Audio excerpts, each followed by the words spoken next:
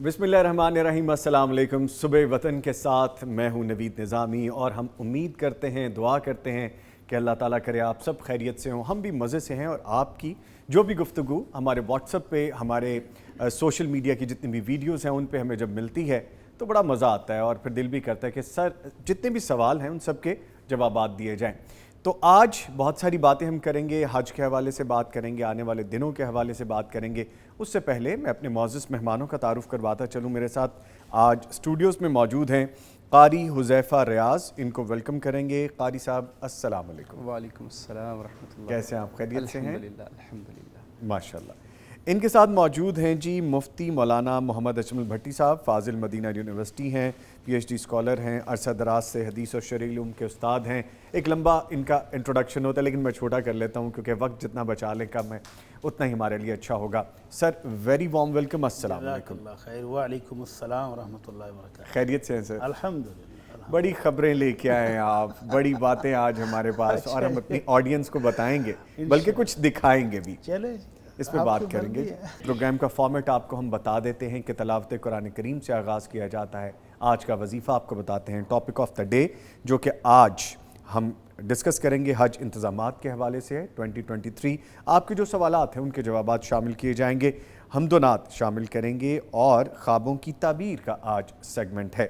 इससे पहले कि मैं अपने मौजू की जानिब जाऊँ, अपने प्रोग्राम की जानिब जाऊँ, जो हज इंतज़ामात हैं कुछ चीज़ें इनके बारे में आपको बता दी जाएं तो बेहतर होगा, क्योंकि बहुत सारे हुज्जाज कराम चले भी गए हैं, फ़्लाइट्स जा रही हैं, कुछ लोग अभी इंतज़ार में हैं अपनी फ़्लाइट के डे का, तैयारियां मुकम्मल कर ली गई हैं। इन तैयारियों के मराहिल क्या हैं और इस साल क्या इंतज़ामात किए हैं, ज़रा सुन लीजिएगा कि हज 2023 के लिए इंतज़ामात मुकम्मल किए गए हैं। सरकारी स्कीम के तहत जाने वाले आज़मीन कुर्बानी के इजाफी पैसे अदा नहीं करेंगे। मजमूई तौर पर हुज्जाज को 4.5 अरब रुपए का फ़ायदा होगा।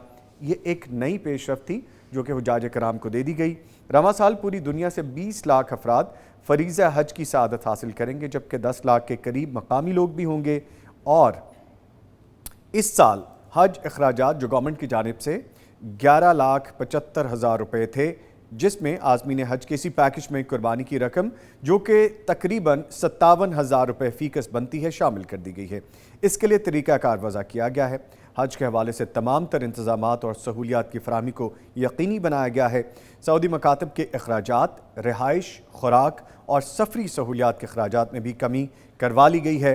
सरकारी स्कीम के तमाम हुज्जाज कराम को सऊदी अरब पहुँचने पर सऊदी सिम दी जाएगी, जिसमें कुछ डाटा और बैलेंस होगा, ताहम हुज्जाज इसे रिचार्ज करवा सकेंगे। आज़मीन हज को दी गई हिदायत और अपने स्केड्यूल के मुताबिक मुतल्लिका हाजी कैंप से मरहला वार अपनी वैक्सीनेशन, अपनी लाजमी अद्वियात की पैकिंग करवानी होगी और परवाज से 2 दिन कबल इनके वीज़ा के लगे पासपोर्ट, फ़िज़ाई टिकट और शनाख्ती लॉकेट वगैरह भी मुहैया कर दिए जाएंगे।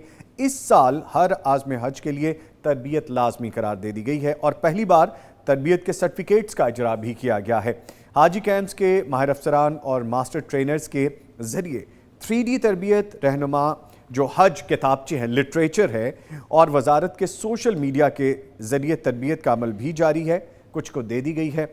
और आज़मीन हज की सेहत के हिफाजत के लिए मुजव्वज़ा वैक्सीन के आला मेयार और बर वक्त फराहमी को यकीनी बनाया गया है।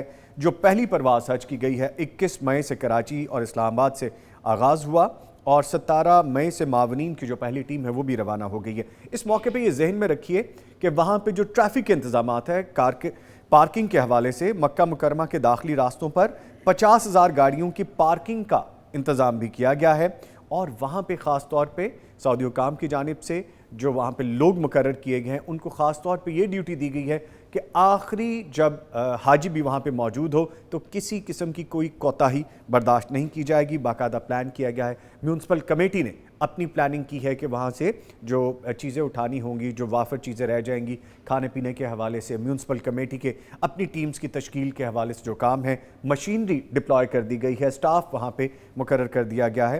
तो ये सारे तकरीबन 13 ज़ैली कमेटियाँ बनाई गई हैं म्यूनसिपल की और उस पर काम भी शुरू कर दिया गया है। इससे पहले कि मैं चलूँ प्रोग्राम के आगाज़ की जानिब, फ़ारसी के हज़रत इकबाल के चंद शेर मुझे याद आ रहे हैं, फिर उसको कह के मैं आगे बढ़ता हूँ। सुन लीजिएगा। तू गनी अज़हर दो आलम मन फ़कीर, तू गनी अज़हर दो आलम मन फ़कीर, روز محشر عذر ہائے من پذیر، گر تمی بینی حسابم ناگزیر، گر تمی بینی حسابم ناگزیر، از نگاہ مصطفیٰ پنہائے بگیر۔ ترجمہ یہ ہے، اے اللہ تو دو جہانوں کو عطا کرنے والا ہے جبکہ میں تیرا منگتا اور فقیر ہوں۔ روز محشر میری معذرت کو پذیرائی بخش کر قبول فرما اور مجھے بخش دینا، اگر پھر بھی میرے نامہ اعمال کا حساب ناگزیر ہو تو پھر اے میرے مولا اسے میرے آقا محمد مصطفیٰ صلی اللہ علیہ وآلہ وسلم کی نگاہوں سے پوشیدہ رکھنا۔ کہ میرے دل کو چھو گیا تھا قطع، تو میں نے کہا کہ حضرت اقبال کے اس خوبصورت قطعے کو میں پیش کروں۔ اپنے پروگرام کو لے کے آگے بڑھتے ہیں اور میں چلوں گا پہلے قاری حذیفہ ریاض کی جانب، بڑی خوبصورت تلاوت کرتے ہیں۔ ابھی پروگرام شروع ہونے سے پہلے جو یہ پڑھ رہے تھے تو دل کو بڑا سکون مل رہا تھا۔ تو قاری صاحب گزارش ہے تلاوت قرآن کریم سے آغاز کیجئے، پھر آگے بڑھتے ہیں۔ اعوذ باللہ من الشیطان الرجیم، بسم اللہ الرحمن الرحیم۔ وَلِمَنْ خَافَ مَقَامَ رَبِّهِ جَنَّتَانِ فَبِأَيِّ آلَاءِ رَبِّكُمَا تُكَذِّبَانِ ذَوَاتَا أَفْنَانٍ فَبِأَيِّ آلَاءِ رَبِّكُمَا تُكَذِّبَانِ فِيهِمَا عَيْنَانِ تَجْرِيَانِ فَبِأَيِّ آلَاءِ رَبِّكُمَا تُكَذِّبَانِ فِيهِمَا مِن كُلِّ فَاكِهَةٍ زَوْجَانِ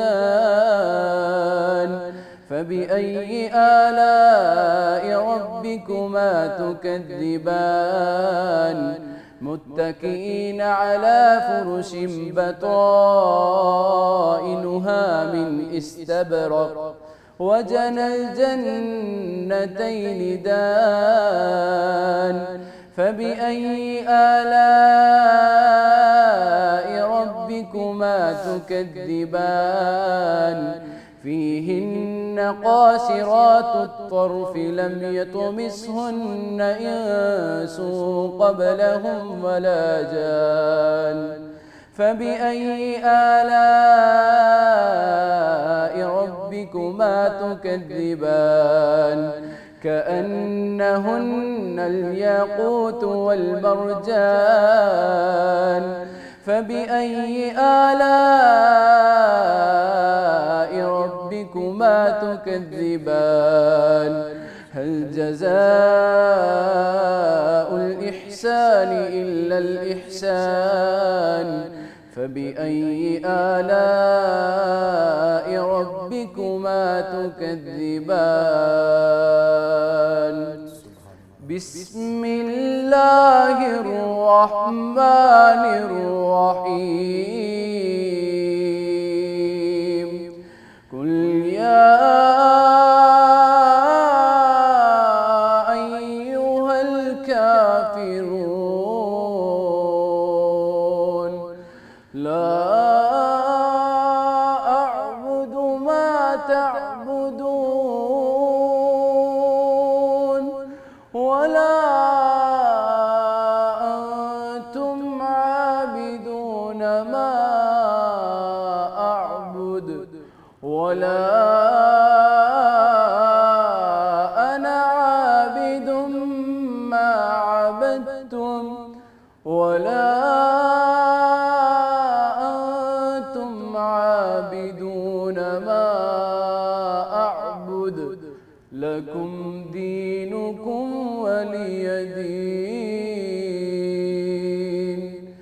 صدق الله العظيم۔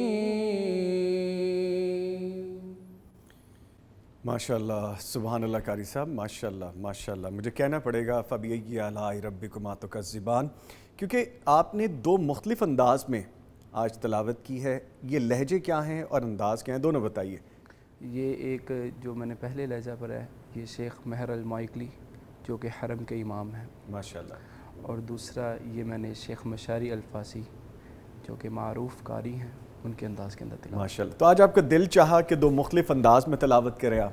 جی یہ بس اللہ تعالیٰ کا مجھ پر خاص فضل ہے، کرم ہے کہ میں بچپن سے ہی مختلف انداز کے اندر، گھر کے اندر، مدرسے کے اندر، اور ہمارے اساتذہ کی محنت ہے، تو بچپن سے ہی الحمدللہ مختلف انداز میں مجھے قرآن پڑھنے کا بہت مزہ آتا ہے، سکون ملتا ہے. ماشاءاللہ. اللہ تعالیٰ آپ کو اور عزتوں سے نوازے. آپ نے اپنے اساتذہ کا ذکر کیا، آپ نے اتنی فرما برداری دکھائی کہ ان کی محنت ہے آپ پہ. جی الحمدللہ. تو اللہ تعالیٰ آپ کو جزائے خیر عطا فرمائے. بہت شکریہ، بہت شکریہ. بھٹی صاحب، لوگ ہمارے پیار کرنے والے، ہمارے چاہنے والے آپ کے نمبر مانگ رہے ہیں، اور بار بار مجھے ریپیٹڈلی یہ میسج بھی آ رہا ہے، سوشل میڈیا پہ بھی، میرے اپنے واٹس ایپ پہ بھی، مجھے جو کالز بھی مل رہی ہیں، تو دے دیا جائے آپ کا نمبر. تو جو مجھے آ رہی ہیں ان کا کیا کریں؟ نہیں وہ تو آپ کو پتہ ہے، میں تو آپ سے ہی پوچھ رہا ہوں کہ کیا کرنا چاہیے. اگر کسی خاص مقصد کے لیے لے رہے ہیں تو دے دیں. اچھا. چلیں وہ تو ہم ضرور گفتگو کریں گے. آپ اپنے ہاتھ کا درد بتائیے کیسا ہے. ہاتھ کے درد کا ذکر کر رہا ہوں کہ تکلیف تھی بھٹی صاحب کو جی پچھلے 1 ویک سے تقریباً ہاتھ میں تکلیف تھی، اور اس میں وہ ٹریٹمنٹ بھی کروا رہے ہیں، اور ہماری دعا ہے کہ اللہ تعالیٰ ان کو زندگی صحت دے اور جلد شفا یاب کرے. اب بہتری ہے سر؟ اللہ خیر جی، بس 50% ٹھیک ہے اور باقی 50% ابھی باقی ہے. انشاءاللہ وہ بھی ٹھیک ہو جائے گا. انشاءاللہ. سر آج کا وظیفہ بتائیے. بسم اللہ الرحمن الرحیم. الحمدللہ رب العالمین والصلاة والسلام علی اشرف الانبیاء والمرسلین، اما بعد. آج کا پروگرام ہی چونکہ حج کے بارے میں ہے جی، اور یہ سعادت والا سفر جو لوگ شروع کر رہے ہیں، اللہ ان کا یہ سفر مبارک فرمائے، ان کی محنتوں کو، دعاؤں کو قبول فرمائے. تو اس سفر پر نکلنا اور اس سفر میں ابتدا کیسے کرنی ہے، آمنہ کے لال صلی اللہ علیہ وسلم اس سفر میں کیا پڑھتے تھے، آج کا وہی وظیفہ ہے. تو نبی رحمت صلی اللہ علیہ وسلم سے پوچھا گیا کہ ای الحج افضل، اللہ کے نبی حج میں افضل ترین عمل کون سا ہے، کیا کریں تو ہمارا حج جو ہے وہ افضل ترین عبادت بن جائے.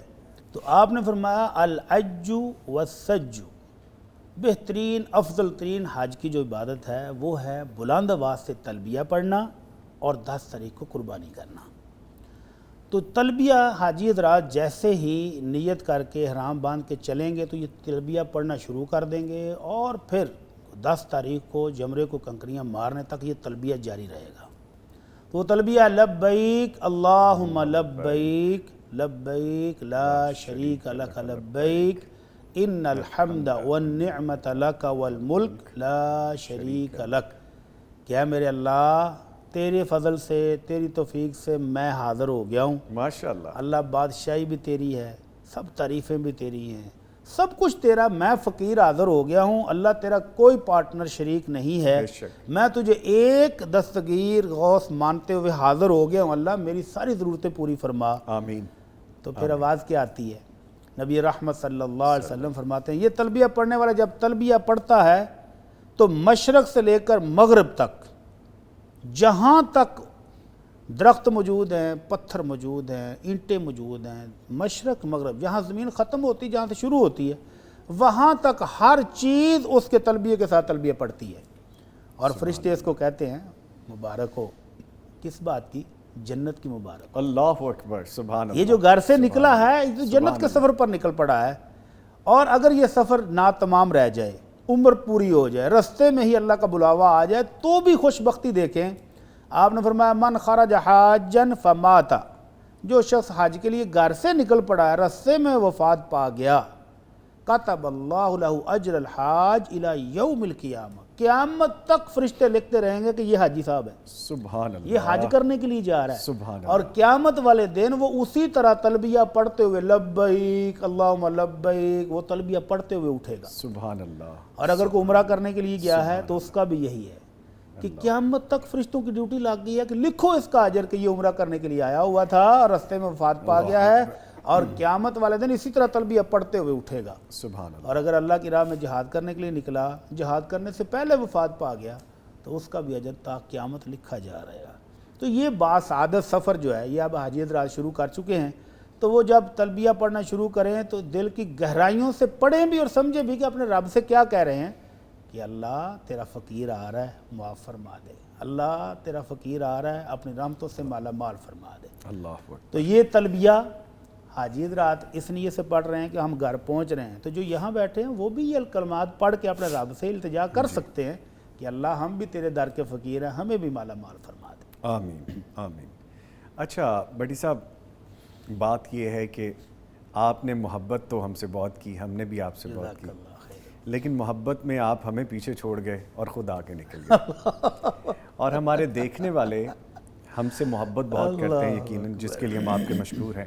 آپ کو یہ انفارمیشن دی جا رہی ہے آج کہ ہم نے ایک پروگرام کیا تھا حج بدل کے حوالے سے، اور اس میں ہم نے بڑی دل سے دعائیں کی تھی۔ شاید میری دل کی دعا اتنی زیادہ اندر سے نہیں نکلی تھی گہرائی سے، بھٹی صاحب کی زیادہ دل کی گہرائی سے نکلی تھی۔ نیک آدمی ہیں، اللہ کے زیادہ قریب رہتے ہیں، ہم گناہ گار پیچھے رہ گئے، یہ نیکوکار آگے نکل گئے۔ بھٹی صاحب حج بدل پہ اور حج کی سعادت حاصل کرنے کے حج لیے، بدل پر نہیں، حج پہ سوری، حج کے لیے خاص طور پہ جا رہے ہیں جی، اور یہ سعادت ان کو حاصل ہو گئی ہے۔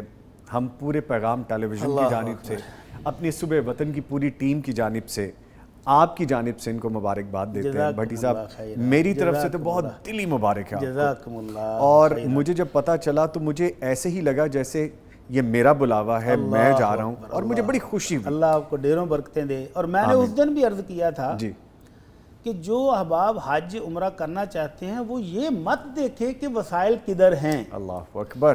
وسائل کے ساتھ حج نہیں ہوتا۔ جی۔ جن کے پاس اربوں خربوں پڑے ہوئے ہیں، وہ اس طرف سے مالک کی طرف سے بلاوا نہ آئے تو وہ اربوں خربوں والے بھی ادھر ہی بیٹھے، نہیں ہو سکتا۔ اور جیب خالی ہو اور آپ کی تڑپ، جیسے میں نے کہا تھا نا، ابن قیم رحمہ اللہ کہتے ہیں کہ آسمان تک کیسے پہنچتی ہے کہ صرف ایک بچہ جیسے چیخ مارتا ہے نا تو ماں دوڑی آتی ہے، اللہ اکبر۔ اس طرح کی دردناک ایک چیخ دل سے نکل آئے تو وہ آسمان چیرتی ہوئی عرش تک پہنچ جاتی ہے۔ بھٹی صاحب آپ کی تو چیخ پھر پہنچ وسائل- گئی، ہماری پیچھے رہ گئی بھٹی صاحب، بڑی قبول دل وہ سے بھی ہو- نکلی۔ قبول وہ بھی ہو چکی ہوگی، انشاءاللہ۔ بس کچھ وقت ہو سکتا لگے، اور میری تھوڑی سی دردناک تھی تو جلدی بلاوا آ گیا۔ سبحان اللہ، سبحان وسائل بھی نہیں تھے، سبحان اللہ۔ بس وہ مالک نے جب قبول کر لیا تو وسائل بھی اس نے دے دیے۔ اور آنن فنن میں آپ کو بتاؤں کہ میں جمعے والے دن اوکاڑا میں ایک کالج میں جو نیا بیچ آیا نا تو عارفی درس دے رہا تھا۔ اچھا۔ تو مجھے ایک شخص نے لا کر ایک پیپر دیا، میں نے سمجھا کہ کسی کا سوال ہوگا سامعین میں سے، تو درس ختم کر کے دیکھتا ہوں۔ وہ مجھے باہر سے اشارہ کرے کہ اس کو دیکھو، میں نے کہا یار صبر کر لے تھوڑی دیر۔ تو درس کے بعد جیسے ہی میں نے وہ دیکھا، 2 دفعہ میں نے پڑھا، سوال سمجھ نہیں آیا کہ حاجی صاحب فوری اپنا پاسپورٹ دیں۔ میں نے کہا یار یہ سوال ہے؟ پھر وہ شخص بھاگا ہوا ہے، وہ دوست تھا ہمارا، کہنے لگا حاجی صاحب گھر سے اتنے فون آ چکے ہیں، پاسپورٹ کہاں ہے؟ میں نے کہا کیا کرنا ہے؟ اے جی آپ حج کے لیے جا رہے ہیں۔ سبحان اللہ، سبحان تو اللہ۔ آنن فانن، یعنی کوئی پتہ نہیں تھا، کوئی پہلے سے پروگرام نہیں تھا۔ جس دوست کو بتایا تھا کہ پیغام ٹی وی کی انتظامیہ کو جب بتایا، کہتے بھٹی صاحب کب اپلائی کیا؟ میں نے کہا جی اپلائی بھی ابھی کیا ہے اور رسپانس بھی ابھی آ گیا ہے۔ سبحان اللہ۔ تو جمعے کو شام کے ٹائم میں نے پاسپورٹ دیا، اور اگلے دن انہوں نے مجھے کہا جی آپ کا ویزا لگ گیا ہے، آپ تیاری کریں۔ سبحان اللہ۔ بس وہ بات ہے نا بھٹی صاحب، مالک کی طرف سے بلاوا آئے تو پھر وسائل اور اسباب وہ خود ہی دے دیتا ہے، سب پیدا ہو جاتے ہیں، سب سیٹل ہو جاتے ہیں۔ آنن فانن میں کہتا ہوں کہ چند منٹوں چند گھنٹوں کے مجھے تو اندر لگتا ہے ہر بھٹی چیز- صاحب یہ آنن فانن سے بھی کچھ اگلا کام ہو گیا۔ جب آپ نے مجھے بتایا تو میں تو آپ کی شکل دیکھتا رہ گیا کہ یہ کیا معاملہ ہوا۔ جوڑی یہاں پہ بات کر اللہ رہی تعالیٰ جی آپ کی بھی وہ التجائیں قبول فرمائے۔ آمین۔ اور میں آپ کو بتاؤں کہ میں نے جب بھٹی صاحب کو مبارکباد دی تو میں نے یہی عرض کی کہ آپ اپنے لیے تو ضرور دعا کیجئے گا، اپنے پیاروں کے لیے ضرور دعا کیجئے گا، کیونکہ ہم عمومی طور پہ کرتے یہ ہیں کہ ہم فوری طور پہ اپنا کہنا شروع کر دیتے ہیں میرے لیے دعا کیجئے گا۔ ٹھیک ہے، بالکل یہ کہنا چاہیے، لگن ہونی چاہیے، لیکن جو جا رہا ہے اس کو کہیں وہ اپنے لیے بھی دعا کرے، اپنے پیاروں کے لیے بھی دعا کرے، اپنے عزیز و اقارب کے لیے بھی دعا کرے۔ تو بھٹی صاحب نے مجھے بڑی مکمل دعا دی اور مجھے کہا کہ نظامی صاحب اللہ آپ کو بھی لے کے جائے، اللہ آپ کی پوری فیملی کو لے کے جائے، آپ تمام یہاں پہ حاضری کے لیے پہنچے۔ تو میرے دل کو لگی وہ بات، مجھے بڑی خوشی ہوئی۔ بھٹی صاحب اللہ تعالیٰ آپ کو جزائے خیر عطا فرمائے۔ اب میری ذمہ داری یہ ہے جی کہ اب آپ چونکہ مجھ سے بار بار پوچھ رہے ہیں، مجھے لگتا ہے کہ کہیں آف دی ریکارڈ ہماری آڈینس کو بھی پتہ چل گیا کہ بھٹی صاحب جا رہے ہیں حج پہ، تو آپ کا ریپیٹڈلی نمبر مجھ سے پوچھا جا رہا تھا، میں آپ سے پوچھ کوئی نہیں رہا، میں جی نمبر آپ کو بتا رہا ہوں، نمبر لکھ لیجئے 0092، یہ پاکستان کا کوڈ ہے جیسے کہ آپ کو پتہ ہے، 0321565200۔ آئی ریپیٹ 0092، یہ پاکستان کا کوڈ ہے، 0321565200۔ اس پہ صرف واٹس اپ اویلیبل ہے، کیونکہ کال کیونکہ اپنی ذمہ داریوں میں جو اپنی اسلامک جو اپنے فرائض ہیں ان میں ہوں گے اور بہت سارے معاملات ہوں گے، تو یہ نمبر آپ کے پاس موجود ہے۔ ٹیلی ویژن سکرین پہ بھی آپ یہ نمبر دیکھ سکتے ہیں، اور اس پہ آپ کانٹیکٹ کر سکتے ہیں واٹس ایپ پہ. بہت ساری چیزیں جو آپ رہنمائی کے طور پہ جاننا چاہتے ہیں آپ بھٹی صاحب سے رابطہ کر سکتے ہیں. ایک چیز اور ہے کہ بھٹی صاحب بہت سے لوگ آپ کے ساتھ جا رہے ہیں, میں تو ان سب کو بھی مبارکباد دوں گا. کہیں یہ خادم بھی اتنا سا کہیں پیچھے اپنا سامان پکڑ کے چل رہا ہوتا تو کیا ہی بات تھی. انشاءاللہ تعالیٰ اللہ آپ کی زبان بارک کرے. ہماری چیخ کی تڑپ تھوڑی شاید زیادہ بھی ہونا باقی ہے, ورنہ ہمیں بھی فوری طور پر بلاوا آتا انشاءاللہ تعالیٰ. اچھا, اکثر لوگ ہم کیا کرتے ہیں, ہمارے بہت سارے ایکسپیرینسز میں باتیں آئی ہیں کہ حجاج کرام جب جاتے ہیں تو بہت سی خامیاں رہ جاتی ہیں, کوتاہیاں رہ جاتی ہیں, غلطیاں ہو جاتی ہیں. اسی لیے اس دفعہ باقاعدہ ٹریننگ بھی دی گئی ہے کہ آپ اس کا سرٹیفکیٹ بھی لیں گے. اس کے ساتھ ساتھ آپ چونکہ وہاں پہ موجود ہوں گے تو رہنمائی آپ دے سکتے ہیں. کافی لوگ, مجھے تو بڑا اچھا لگ رہا ہے یہ بتاتے ہوئے, میری اپنی فیلنگز قابو میں نہیں ہے کہ کیا خوش بختی ہے کہ آپ جا رہے ہیں, کیا خوش بختی ہے ان لوگوں کی جو آپ کے ساتھ جا رہے ہیں. تو وہ رہنمائی, کوئی چیز پوچھنی ہو تو آپ ڈیفینیٹلی بھٹی صاحب سے رابطہ کر سکتے ہیں. اس کے ساتھ ساتھ جو سوال آپ کرنا چاہتے ہیں وہ اس واٹس ایپ نمبر پہ بھی بھیجے جا سکتے ہیں. جو سب سے اہم چیز ہے بھٹی صاحب, جو سب سے اہم ایک اور بات بھی ہے جو ہم گفتگو میں لائیں گے, ہماری وہ بہنیں, وہ مائیں, وہ بیٹیاں جب جاتی ہیں تو خاص طور پہ نقاب کے حوالے سے, عبائے کے حوالے سے, جو پردہ کرنا ہے اس کے حوالے سے بہت ساری چیزیں ہیں. تو میں آغاز یہاں سے کر لیتا ہوں. یہ فرمائیے گا کہ سب سے پہلے جو غلطیاں کوتاہیاں ہیں, ہم کون سی چند چیزوں کا خیال رکھیں کہ ہمارا حج بڑا خوبصورت طریقے سے ادا ہو جائے. پلیز. اس سے پہلے ایک ریکویسٹ میں بھی کرنا چاہتا ہوں. جی پلیز. ابھی آپ نے نمبر آن ایئر کر دیا جی. اس سے پہلے بھی کوئی کم سوالات نہیں آتے تھے. جی میں جانتا ہوں. اب تو ظاہر ہے کہ ایمرجنسی ضرورت بھی ہوگی. جی.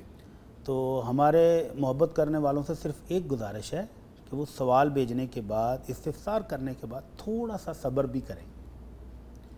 یعنی کچھ سوالات کی ایک لمبی لائن ہوتی ہے جو آپ دینے میں بھی ٹائم لگتا ہے, اور پھر ضروری نہیں کہ میں ہر وقت واٹس ایپ پر ہی ہوں گا, لائیو بھی لوگ آپ چاروں طرف ہوتے ہیں.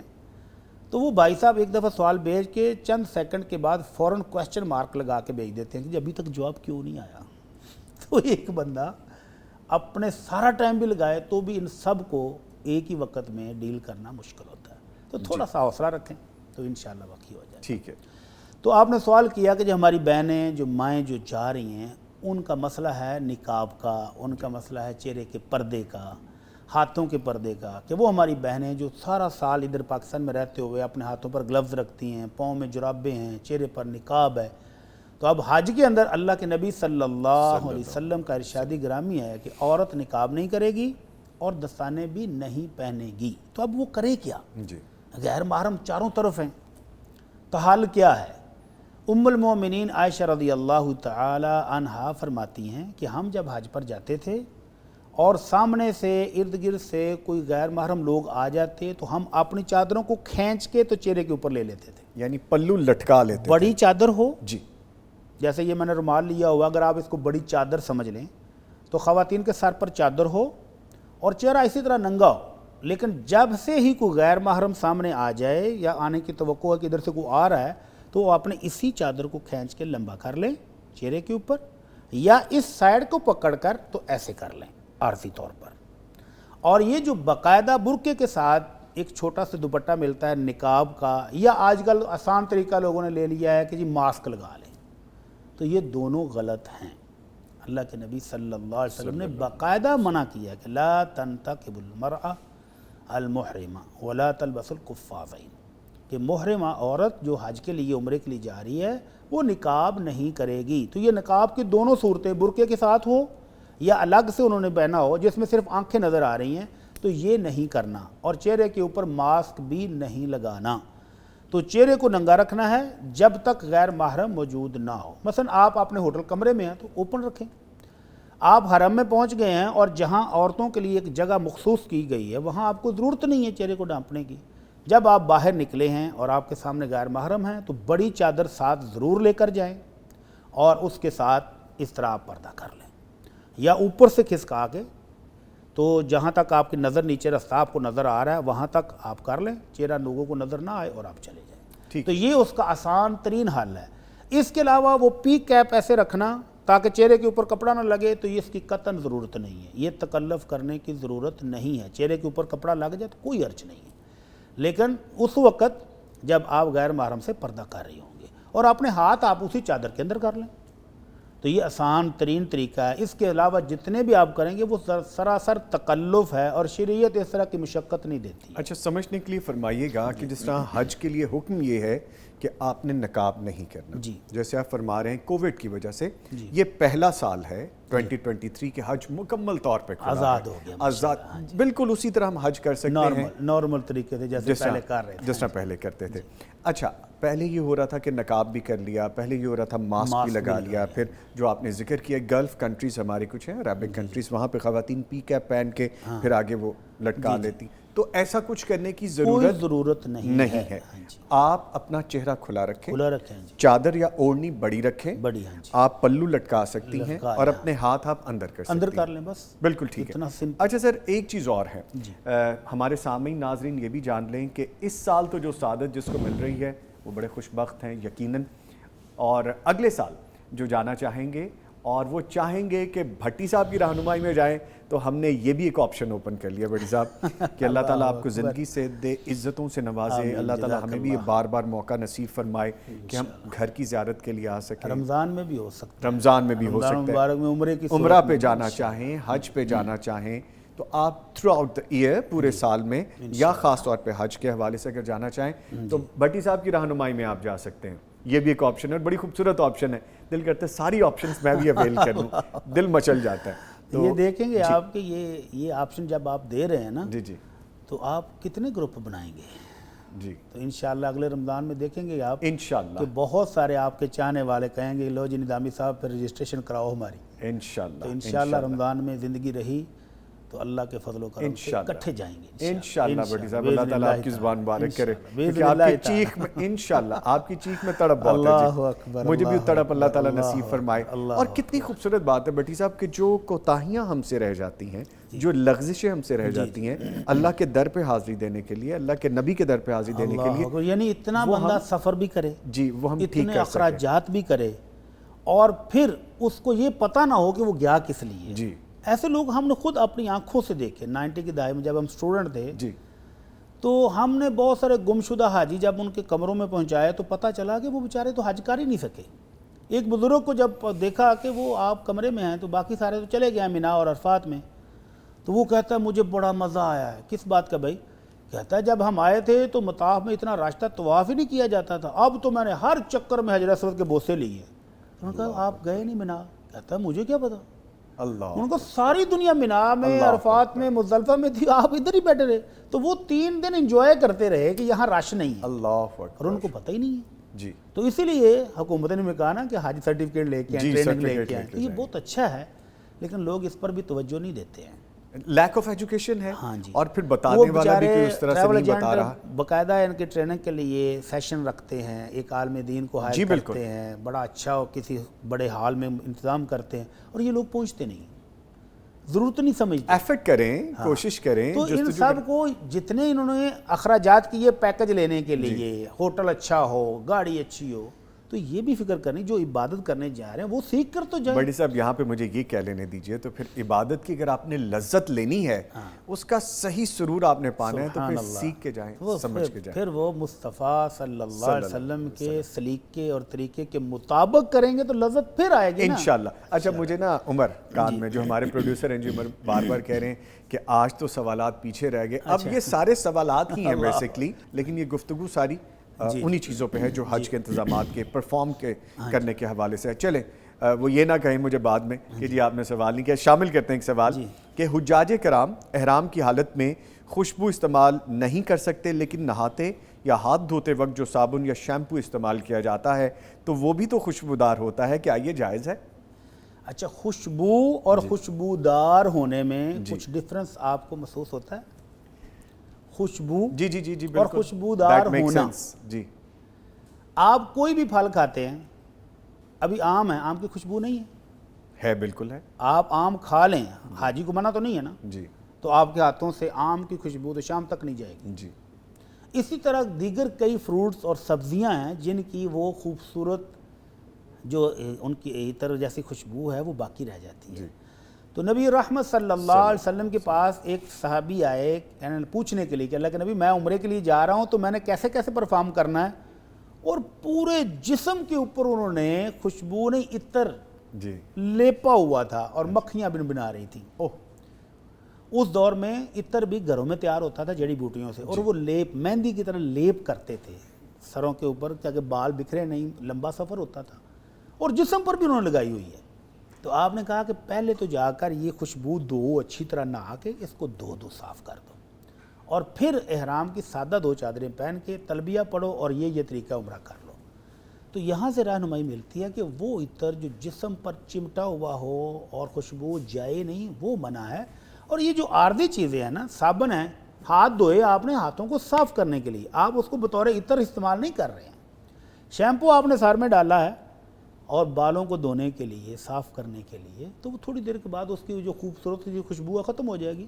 تو ان چیزوں کو استعمال کرنے میں قطعاً کوئی حرج نہیں ہے. ہاں آپ خالص عطر لگا بیٹھیں تو وہ منع ہے. اچھا بٹی صاحب, اس میں ایک کویسچن میرا بھی شامل کر لیجئے, سمجھنے کے لیے ضروری ہے. خوشبو تو اللہ کے نبی نے پسند کی ہے, اللہ کو پسند ہے کہ خوشبو لگا کے جمعہ پڑھنے آئیں آپ صاف ستھرے کپڑے پہن کے, یہ تو خیر بہت بڑی عبادت ہے حج اور عمرہ کے حوالے سے. اگر ہم اس دور کو دیکھیں تو اس کی جو قباحتیں ہیں وہ میں سمجھ میں آ رہی ہیں, تصحیح فرمائیے گا اگر میں کہیں پہ غلط ہوں, لیکن ابھی جو ایسنس ہمارے پاس موجود ہیں ہلکی خوشبو کے حوالے سے عطر, کیا وہ لگانا جائز ہوگا؟ نہیں, بالکل نہیں ہوگا. وہ احرام باندھنے اور نیت کرنے سے پہلے اگر آپ لگا لیں ہلکا پھلکا جسم کو تاکہ وہ پسینے کی سمیل نہ آئے, تو اس کی گنجائش موجود ہے. اما جی عائشہ رضی اللہ تعالی عنہا فرماتی ہیں کہ میں نے خود نبی رحمت صلی اللہ علیہ وسلم کے جسم مبارک پر آپ کے احرام باندھنے سے پہلے عطر خوشبو لگائی ہے. تو بالوں کے اوپر جو لیپ کی تاکہ مدینہ سے مکہ مکرمہ 7-8 دن کا جو سفر ہے اس میں وہ بال اڑے نہیں ہوا کے ساتھ, وہ لیپ بھی خوشبودار تھی. تو اماں جی کہتی جب آپ نے صبح احرام باندھا, آپ نے تلبیہ پڑھا, تو آپ کی مانگ مبارک کے اندر اس خوشبو کی چمک دکھائی دے رہی تھی, یعنی وہ نہانے کے بعد بھی کچھ نہ کچھ باقی رہ گئی. اور جسم کے اوپر بھی وہ عطر کی وہ خوشبو رہ جائے تو کوئی حرج نہیں. احرام باندھنے کے بعد, نیت کرنے کے بعد آپ سپرے نہیں کریں, آپ عطر نہیں لگائیں, بلکہ اللہ کو پسند ہے کہ میرا بندہ فقیروں جیسے لباس میں, فقیروں جیسی حالت میں, سادگی. یہ 2 چادریں کیوں نہیں ہیں 3 پیسز میں, سارے ایک ہی لباس میں کیوں ہیں؟ کیونکہ یہ اصلی بادشاہ کے دربار پر حاضری دینے جا رہے ہیں اور سارے ہیں فقیر. تو اس لیے اگر وہ آتے اسمیل تو نہا لیں, اسمیل دور کر لیں, لیکن سپیشل تکلف نہیں کرنا. ٹھیک, سادگی کے ساتھ اس کے حکم کے مطابق مکہ پہنچ جائیں, تو وہ جو عطر جنت میں دے گا نا انشاءاللہ. تو آمنہ کے لال صلی اللہ علیہ وسلم فرماتے ہیں 40 سال کی مسافت پر بندہ ہوگا اور جنت کی خوشبوئیں وہیں آنے شروع ہو جائیں گی. سبحان اللہ, سبحان اللہ. تو وہ عطر کمانے کے لیے جب جا رہے ہیں تو انشاءاللہ وہی کافی ہو جائے انشاءاللہ. اور بھٹی صاحب ویسے بھی ایک چیز اگر سمجھنے کے لیے اشارہ بہت ہے, سمجھدار تو میں نہیں, لیکن ایک وہ بات سمجھ, جب اللہ کے نبی نے کہہ دیا تو کہہ دیا, بس اس کے بعد کچھ بچتا نہیں ہے. اس کے بعد ہمیں اپنے پاس سے کچھ چیز ایڈ نہیں کر سکتے, ضرورت نہیں کرنی چاہیے. ٹھیک ہے. اچھا سر, اگلا ایک اور سوال ہے کہ بیوی نے شوہر سے خلا لے لیا, ان کی ایک بچی بھی ہے, وہ ماں کے پاس ہے, باپ اس بچی کی نہ خبر لیتا ہے اور نہ ہی اس کے لیے خرچ بھیجتا ہے. کیا خلا کے سبب بچی کے تمام حقوق ختم ہو جاتے ہیں, اور کیا والد اپنی ذمہ داریوں سے بری الزما ہو جاتا ہے؟ اللہ اکبر. یہ وہ خاندانی ٹوٹنے کا جو سلسلہ ہے, یہ اس کی انتہا ہے نا. لڑائی ہوئی, بچے بھی رل گئے, 2 خاندان تھا وہ بھی ٹوٹ گیا. تو یہ اب اس کے برے اثرات ہیں نا, آفٹر شاک, کہ وہ بچے کو نہیں اپنا رہا. حالانکہ اللہ کا قرآن کہتا ہے وَعَلَى الْمَوْلُودِ لَهُ رِزْقُهُنَّ وَكِسْوَتُهُنَّ. صرف بچی نہیں, اس بچی کا والدہ کا بھی سارا نان نفقہ خرچہ اور کپڑے شپڑے سارے سے والد کے ذمہ ہیں. لیکن خلا لینے کی صورت میں عورت خود آفر کرتی ہے کہ جناب میں اپنا حق مہر واپس کرتی ہوں, آپ مجھے ذات کر دو. اب اگر اس موقع پر خامد یہ شرط لگا لے کہ یہ بچہ بھی تم ہی پالو گی, میں ذمہ دار نہیں ہوں, تو کیا وہ ایسی شرط لگا سکتا ہے؟ اخلاقاً تو یہ ہے کہ یہ شرط نہیں لگانی چاہیے. بہت سارے علماء نے کہا نہیں, اس کو یہ نہیں کہنا چاہیے, بچہ اس کا ہے, اس کا خرچہ دے. اگر ماں اس کو پالنے کی ذمہ داری لیتی ہے تو اس کی بھی اجرت دے, ماں نے جو محنت کر رہی ہے اس کی بھی دے. اور اگر لڑائی جھگڑے میں صلح صفائی یہاں پر آ کر جب ہوئی ہے, دونوں فریقین نے آ کر کانٹریکٹ اسی بات پر کیا ہے, بیوی کہتی ہے تم خلا دے دو, بچی بھی میں ساتھ لے جاؤں گی, میں ہی پالوں گی, تو پھر ٹھیک ہے, دونوں کے فریقین کی رضامندی سے ہوا ہے. یا خامد شرط لگا لیتا میں خلا دیتا تب ہوں، اجازت تب دوں گا کہ یہ بچہ تم ہی پالو گے، میرے پاس نہیں ہے وسائل، میرے پاس گنجائش نہیں، میں نہیں ان کو پال سکتا. چھوٹے بچے ماں کے ساتھ اٹیچ ہوتے ہیں. تو اگر وہ شرط لگا لے اور دونوں فریقین رضامندی کا اظہار کریں تو بھی جائز ہے. اور اگر وہ کوئی شرط نہیں لگائی اور باپ بلا وجہ ایسا کر رہا ہے تو پھر یہ زیادتی ہے، ظلم ہے، بچہ اس کا ہے اور اس کی پرورش پر آنے والے اخراجات بھی والد کو دینے چاہیے. ذمہ داری بنتی ہے وہ ادا کرنی چاہیے، انلیس اور انٹل لکھا پڑھا نہیں جا چکا، ایگریمنٹ نہیں ہو چکا. ٹھیک ہے بھٹی صاحب، سوال بھی بہت ہیں لیکن وہ انشاءاللہ اگلے پروگرام میں، اور وہ پروگرام غالباً ایسے ہی ہوگا جب آپ وہاں پہ موجود ہوں گے، اور چونکہ آپ کی فلائٹ بھی نزدیک ہے تو ہم آپ کو وہاں سے جوائن کروائیں گے، ہم وہاں گفتگو کریں. آپ کا پیچھا نہیں چھوڑنے والے، محبت کا ہم پورا حق ادا کریں گے انشاءاللہ. اور اپنے لیے دعا کیجیے گا، اپنے پیاروں کے لیے دعا کیجیے گا، پیغام ٹیلی ویژن کے لیے دعا کیجیے گا، ہماری پوری صوبہ وطن کے ٹیم کے لیے دعا کیجیے گا، اس عاجز کے لیے دعا کیجیے گا، ہمارے ملک کے عظیم کے لیے دعا کیجیے گا. جتنا میں کہوں وہ کم ہے.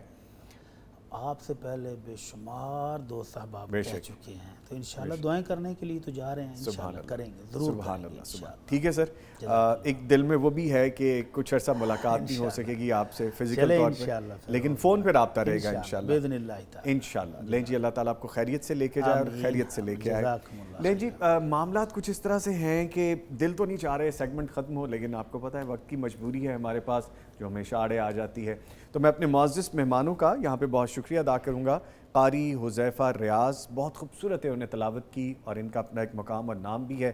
سر آپ کے آنے کا بہت شکریہ. جزاک اللہ خیر. ان کے ساتھ موجود رہے مفتی مولانا محمد اجمل بھٹی صاحب. سر آپ کے بھی آنے کا بہت شکریہ، اور آپ خیر سے جائیے، خیر سے آئیے انشاءاللہ تعالی.